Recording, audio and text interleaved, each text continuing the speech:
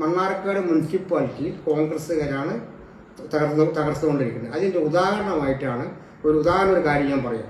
തോരാപുരത്ത് 16-ാം ward കോൺഗ്രസിന്റെ സ്ഥാനാർത്ഥിയുമുണ്ട്, rebel സ്ഥാനാർത്ഥിയുണ്ട്.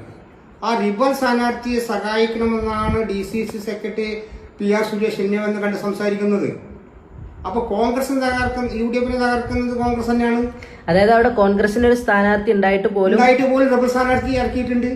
ആ rebel സ്ഥാനാർത്ഥിയെ സഹായിക്കണം എന്ന് പറഞ്ഞ് കോൺഗ്രസ് നേതാവ് വന്നിരുന്നു. അപ്പൊ അദ്ദേഹത്തിന്റെ ഉദ്ദേശം എന്താണ്? അദ്ദേഹം അവിടെ UDF തകർക്കുക, അവിടെ മറ്റേ എതിർകക്ഷിയെ സഹായിച്ചു കൊടുക്കുക. എതിർകക്ഷി BJP ആണ്. കാരണം BJPക്ക് അവിടെ കഴിഞ്ഞ 5 കൊല്ലം മുന്നേ പോലും BJPയെ ജയിക്കേണ്ട ഒരു ഇതുമില്ല. അന്നും കോൺഗ്രസ് ഇതുപോലെ സഹായിച്ചത് കൊണ്ടാണ് അവിടെ BJP ജയിക്കാൻ കാരണം. അതായത് നിങ്ങൾ UDF ഘടകകക്ഷിയായ RSPയോട് കോൺഗ്രസിനെതിരായ റിബൽ സ്ഥാനാർത്ഥിക്ക് വേണ്ടിയാണ് ചോദിക്കുന്നത്. സഹായിക്കണം എന്ന് പറയുന്നു.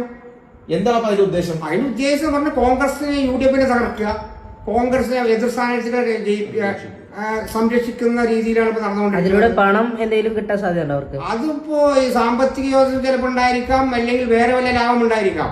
അതൊന്നും പിന്നെ. കാരണം അതിന്റെ ഉദാഹരണമാണ് ഞാൻ പറഞ്ഞ 10-ാം വാർഡിൽ കഴിഞ്ഞ 5 കൊല്ലം മുന്നേ ഞാൻ RSP സ്ഥാനാർത്ഥി മത്സരിച്ചപ്പോൾ ഒരു UDF അകത്തുള്ള ഒരു Congress DCC general secretary PR സുരേഷിന്റെ വാർഡും കൂടിയാണ്.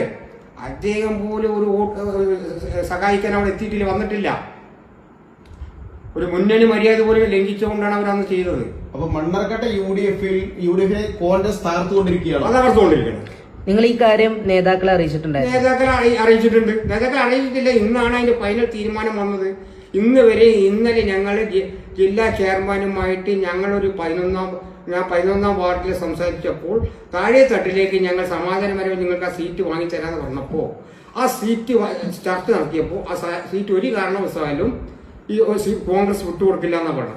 നിങ്ങളുടെ ലീഗിന്റെ സമീപനം എങ്ങനെയാണ്? ലീഗിന്റെ ഒരു സമീപനം എന്ന് പറഞ്ഞാൽ ഞങ്ങൾ പാർട്ടി കമ്മിറ്റി കൂടിയിട്ടുള്ള തീരുമാനത്തിന്റെ അടിസ്ഥാനത്തിലായിരിക്കും ഇനി ലീഗിനെ സമീപിക്കുക. UDF മുസ്ലിം ലീഗ് എന്ന് പറഞ്ഞ പാർട്ടിയുടെ നേതാക്കള് നിങ്ങളോടുള്ള സമീപനം എങ്ങനെയാണ്? മുസ്ലിം ലീഗ് അവരും പോയി ഒന്ന് കോൺഗ്രസുമായി സംസാരിച്ച് നോക്കി. അവര് പറഞ്ഞത് സംസാരിച്ചപ്പോൾ അത് വിട്ടുകൊടുക്കാൻ പാടില്ല എന്നാണ്, തരില്ല എന്നാ പറയുന്നത്. അത് നിങ്ങൾക്ക് വേണ്ടി ലീഗ് UDF സംസാരിച്ചു. പക്ഷെ കോൺഗ്രസ് ആണ് അതിന് UDF തകരണം. ഇവിടെ എന്താ കോൺഗ്രസിനെ UDF തകർത്തിട്ട് UDF തകരണം എന്ന് പറഞ്ഞു കഴിഞ്ഞാൽ കഴിഞ്ഞ പ്രാവശ്യം 1-2 സീറ്റ് മാത്രമാണ് കോൺഗ്രസ് കിട്ടിയിട്ടുള്ളൂ. 3 സീറ്റ് കിട്ടി. ഈ 3 സീറ്റും ഇനി കിട്ടാൻ പാടില്ലെന്നാണ് അവർ ഉദ്ദേശം. കാരണം ഇന്നത്തെ രാഷ്ട്രീയ സാഹചര്യങ്ങൾ അനുസരിച്ചിട്ട് UDFനും എല്ലാ മുന്നണി ഒന്നിച്ചു കൊണ്ടുപോകണമെങ്കിൽ മുന്നണിക്കകത്ത് UDFന് അനുകൂലമായ ഒരു തരംഗമായിരുന്നു. ആ തരംഗം അനുകൂലമല്ലാത്ത തകർക്കാൻ വേണ്ടിയിട്ടാണ് RSPനോടുള്ള അവഗണന കാട്ടിയിട്ടുള്ളത്. മുന്നണിയുടെ കോൺഗ്രസിന്റെ സ്ഥാനാർത്ഥിയെ തോൽപ്പിക്കാൻ നിർത്തിയ റിബലിന് വേണ്ടി കോൺഗ്രസ് നേതാവ് നിങ്ങളുടെ അടുത്ത് വന്നു എന്നാണ് നിങ്ങൾ പറയുന്നത്? അതെ, ഞങ്ങളെ സഹായിക്കാൻ പറഞ്ഞു. പിന്നെ ഞങ്ങൾക്ക് ഓപ്പണായിട്ട് പറയാതിരിക്കാൻ പറ്റില്ല. കാരണം ഞങ്ങൾ നിരന്തരമായിട്ട് അത് മാറ്റിക്കൊടുക്കാൻ പറഞ്ഞപ്പോൾ ഒരു കാരണവശാലും സീറ്റ് കൊടുക്കില്ല എന്ന് പറഞ്ഞു. ഇദ്ദേഹത്തിന് വിശ്വസിച്ചുകൊണ്ടാണ് ഞാൻ നിന്നത്. മണ്ണാർക്കാട് ഞങ്ങൾ മുനിസിപ്പൽ കമ്മിറ്റിയിലിരിക്കും. ഞങ്ങൾ 4 കമ്മിറ്റി ഉണ്ട്, 4 കമ്മിറ്റി ഉണ്ട്. DCC തീരുമാനിച്ചത്, ജില്ലാ UDF തീരുമാനിച്ചത് 4 ഞാൻ ഉൾപ്പെടെയുള്ള കമ്മിറ്റിയിലെ അംഗങ്ങളാണ്. ആ കമ്മിറ്റിയിലൊന്ന് ചർച്ചയ്ക്ക് വന്നിരിക്കാൻ പോലും ഈ PR സുരേഷിനെ പറഞ്ഞപ്പോൾ ഇരുന്നിട്ടില്ല. അത് മൊത്തത്തിൽ അവര് പരസ്പരം അങ്ങോട്ട് പറയുന്നുണ്ട്. അവർ കൂട്ടർ പറയും നിങ്ങൾ അയ്യപ്പൻ സഹായം ഞങ്ങൾ അയ്യപ്പൻ സീറ്റ് കൊടുക്കാം. മറുഭാഗത്ത് പറയും അവർ പറഞ്ഞാൽ അവർ കേൾക്കുന്നില്ല.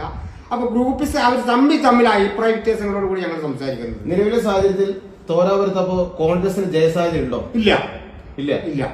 അതായത് ഈ റിബൽ സ്ഥാനാർത്ഥി ഉള്ളതുകൊണ്ടാണോ ജയസാധ്യത ഇല്ലാത്തത്? അല്ല, റിബൽ സ്ഥാനാർത്ഥി മാത്രമല്ല, ഞങ്ങൾ UDFന്റെ അകത്തുള്ള ഘടകകക്ഷി നിലയ്ക്ക് RSPക്ക് നല്ല സ്വാധീനമുള്ള മേഖലയാണ് തോരാപുരം.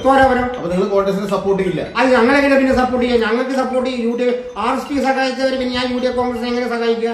അപ്പൊ നിങ്ങൾ ഈ കോൺഗ്രസ് നേതാവ് നിങ്ങളോട് വന്ന് പറഞ്ഞപ്പോ നിങ്ങൾ എന്താ അദ്ദേഹത്തിന് മറുപടി പറഞ്ഞത്? അദ്ദേഹത്തിന് ഞാനൊന്നും സംസാരിക്കാനൊന്നും പോയിട്ടില്ല. ശരി, സഹായിക്കാന്ന് മാത്രം. നമ്മളിപ്പോ ഒരു പൊതുപ്രവർത്തന നിലയ്ക്ക് നമ്മൾ അവഗണിക്കാൻ പാടില്ല. അതിന് തക്കതായ കാരണം എന്താണെന്ന് വെച്ച് കഴിഞ്ഞാൽ RSPക്ക് ആദ്യമായിട്ട് അനുവദിച്ചു തന്ന 10-ാം വാർഡ് അരയങ്കോട് കഴിഞ്ഞ തവണ ഞങ്ങൾക്ക് നൽകുകയുണ്ടായി. ആദ്യത്തെ തെരഞ്ഞെടുപ്പ് എന്ന നിലയിൽ മണ്ണാർക്കാട് RSP അരയങ്കോട് മത്സരിക്കാൻ തീരുമാനിച്ചു. എന്നാൽ UDFന്റേതായ യാതൊരു സഹകരണവും അവിടെ ഉണ്ടായിട്ടില്ല എന്ന് മാത്രമല്ല, UDFന്റെ ഒരു വോട്ട് പോലും അവിടെ കിട്ടിയില്ല എന്നുള്ളതാണ് നഗ്നമായൊരു സത്യം. അതുകൊണ്ട് തന്നെ RSP അവിടെ പരാജയപ്പെട്ടു എന്ന് പറയുന്നതിനേക്കാൾ നല്ലത് നാണം കെട്ട പരാജയം ഏറ്റുവാങ്ങിയെന്ന് തന്നെ വേണം പറയാം. എന്നാൽ ഇപ്രാവശ്യം വീണ്ടും സീറ്റ് വിഭജനം വന്നപ്പോൾ കോൺഗ്രസ് അനുവദിച്ചു തരുന്ന സീറ്റ് 10ാം വാർഡ് വീണ്ടും ഞങ്ങളെ അടിച്ചേൽപ്പിക്കാനാണ് അവർ തയ്യാറായത്.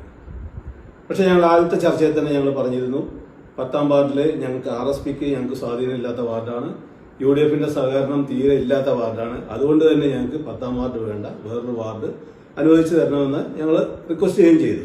എന്നാൽ കോൺഗ്രസ് അത് തീർത്തും അവഗണിച്ചുകൊണ്ട് ഉള്ളൊരു നടപടിയാണ് ഉണ്ടായത്. കാര്യമായ ചർച്ചകളൊന്നും നടക്കാതെ വന്നപ്പോൾ ഞങ്ങളത് ജില്ലാ ഘടകത്തിൽ സംസാരിച്ചു. അവരവിടെ വിളിച്ച് ഞങ്ങൾ അവിടെ ഉഭയകക്ഷി ചർച്ച നടത്തി ഇവിടെ താഴെത്തട്ടിൽ അത് അവതരിപ്പിച്ചിട്ട് വേണ്ടുന്ന നടപടികൾ എടുക്കുക എന്ന് പറഞ്ഞെങ്കിൽ കൂടി ഇവിടുത്തെ സ്ഥിതി അതിൽ യാതൊരു മാറ്റവും വന്നിട്ടില്ല. അതിന്റെ പേരിൽ ഞങ്ങൾ മണ്ണാർക്കാട് വടക്കുവണ്ണം 11ാം വാർഡ് അതിൽ പാർട്ടി സ്വന്തമായ സ്ഥാനാർത്ഥിയെ നിർത്തി മത്സരിപ്പിക്കാനുള്ള തീരുമാനത്തിൽ എത്തുകയാണ് ഉണ്ടായത്. സ്ഥാനാർത്ഥി കല്ലിടുമ്പിൽ കരീം.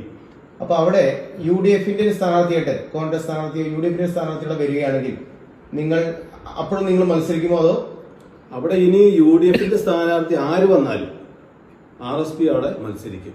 RSP സ്വന്തമായി മത്സരിക്കുകയാണ്. UDFന്റെ മുന്നണി ബന്ധമില്ലാതെ RSP ഒറ്റയ്ക്ക് മത്സരിക്കാൻ തന്നെയാണ് തീരുമാനം. എത്രത്തോളം വിജയ സാധ്യത ഉണ്ട് അവിടെ? ഞങ്ങളെ സംബന്ധിച്ചിടത്തോളം ഇപ്പോൾ RSPയുടെ നിലപാടില് ഞങ്ങളൊരു 99% വിജയവും ഉറപ്പിച്ചിരിക്കുകയാണ്.